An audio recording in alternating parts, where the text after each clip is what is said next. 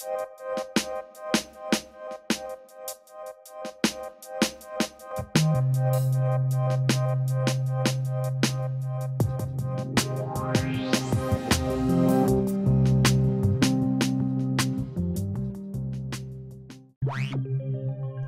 and gentle people, welcome back to Snatched Up. The next story we're going to explore is a tale of two lovers. Let's look into the ball, shall we? Who are you moving in with again? I'm so sorry. With Keke. And you really think that's a good idea? Oh my God. Our love is, I guess it's pretty strong, man, because we are still here 2 years later. Yes, I have a civilian being assaulted. I know that the police have him. They're not going to help you. And I was so wound up in paying the bills and working my job that I couldn't even think about anything else, let alone his mental state. He may be mad at me for these reasons, but I know he loves my body. And it's just too much, Pearl. Okay, darling, explain it to me. I love him too. I want this to work out too. I want them to treat us like we matter. But once I believed, it was harder to see how they hurt you. I love this new style of documentary that's told in almost a narrative fashion, and this film really has that appeal to it. So for people who aren't aware of what film you made, and tell everybody the film you made and what it's about, essentially. Yeah, my name is Xenia Matthews, and I directed A Few Things I'm Beginning to Understand.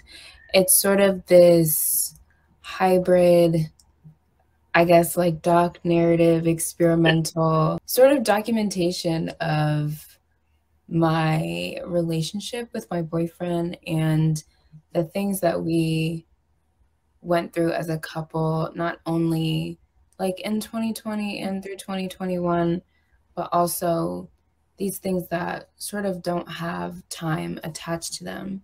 I feel like the style was sort of dictated by the fact that it's kind of impossible to document what's going on inside of you, like in your heart and your soul and your mind. So I came up with like things to represent those happenings. As people can see from your background that you're sitting in, color was super vibrant and important in this film. And I'm kind of curious, you know, in designing that element, how oftentimes documentaries don't have a production design like this. And you said this is kind of pseudo documentary, pseudo narrative, so it kind of toes the line a little bit. But was that a pre-production design that you guys created, or was that something that you discovered? Was it something that you added in the editing? Where did the colors come in for you? So my entire film was done almost like single-handedly by myself. So everything that's like designed there, like that's just how I wanted to represent my thoughts. And I've always been a very colorful person. I don't know, I was just always gravitated towards bright colors, and that's how I would represent the inside of my brain. So the design just came from, I had all of these pieces. Like I had filmed some interviews with my boyfriend. I had some audio from us just having conversations. I had filmed just random things of him and of me, and I sort of like mashed it all together. And then to put them in a format, I sort of kind of adhered to this channel surfing, like format.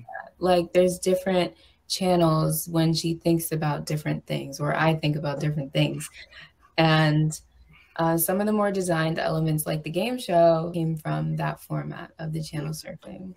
You have this undercurrent of humor that kind of plays with it, and also it also is very stark and very real and very raw. And I'm kind of fascinated by, you know, the intention behind I understand it was your thoughts and everything like that, but the moments that you cut into it to make it all work together, were you looking for specific spots where you could hit points like that? Is that kind of how it kind of played out for you in the end, or was it this just kind of worked into this kind of idea? The story was definitely crafted in the editing because I had like been filming like a typical documentary does. Yeah.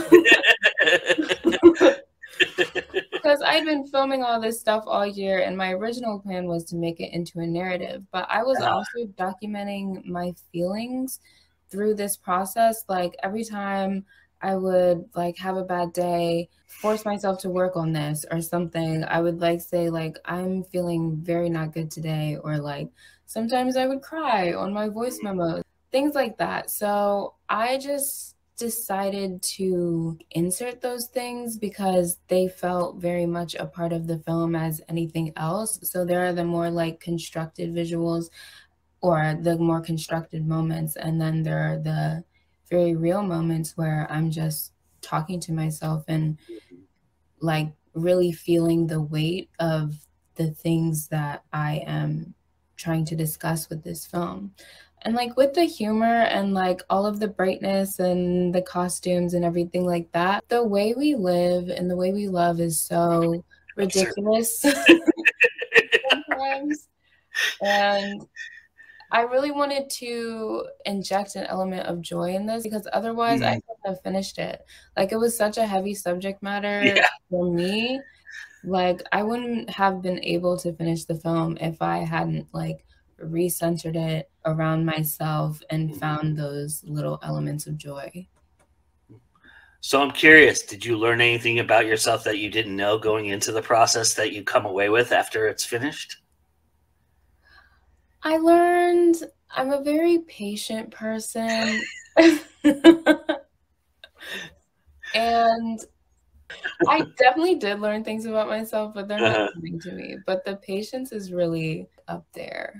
The other element of this is there more in your head that you didn't portray in there that you want to continue? Because I could see this kind of being like a series almost in that respect.